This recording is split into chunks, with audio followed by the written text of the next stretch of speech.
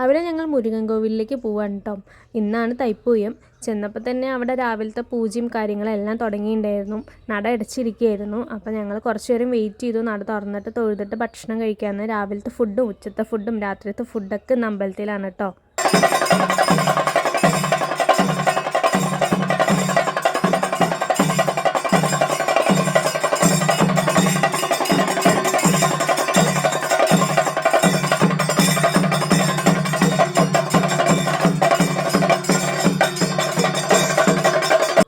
അങ്ങനെ ഫുഡൊക്കെ കഴിച്ച് ഞങ്ങൾ നേരെ വീട്ടിലേക്ക് വന്നു.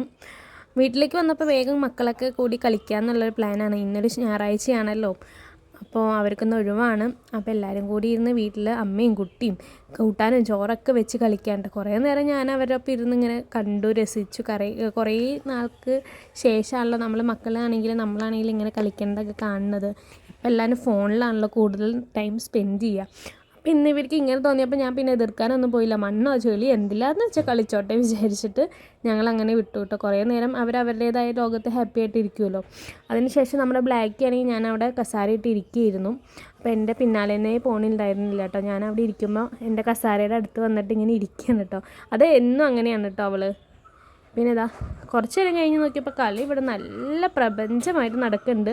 ചളിയും മണ്ണും ഒക്കെ കൂടിയിട്ട് കേക്ക് ഉണ്ടാക്കിയ പായസം ഉണ്ടാക്കിയ എന്തൊക്കെയാണ് ചെയ്തിട്ടുണ്ട്. മുഖത്തും എല്ലായിടത്തും വാരി തേച്ചിട്ടുണ്ട് കേട്ടോ. പിന്നെ ഒന്നും മിണ്ടിയില്ല, കളിക്കണ്ടെന്നൊന്നും പറഞ്ഞില്ല. കാരണം പിന്നെ വാശിയും കരച്ചിലൊക്കെ പിന്നെ ഒരു ഫോണിലേക്ക് തന്നെ വരും. അപ്പം ഞാൻ അവരുടെ വഴിക്ക് വിട്ടു. എന്നാൽ പോയിരുന്ന് കളിച്ചോ, വഴക്കൂടാതെ ഇരുന്ന് കളിക്കണമെന്ന് മാത്രം കേട്ടോ ഞാൻ പറഞ്ഞിട്ടുള്ളൂ. പിന്നെ അവരങ്ങനെ കളിയായി. അപ്പോൾ അവൾ ചൂണ്ടിക്കാണിക്കുകയാണ് ഏട്ടൻ അവിടെ വേറെ ഉണ്ടാക്കണ്ട അമ്മയെന്നും പറഞ്ഞ്. അപ്പോൾ അതും കൂടി കണ്ടു കേട്ടോ.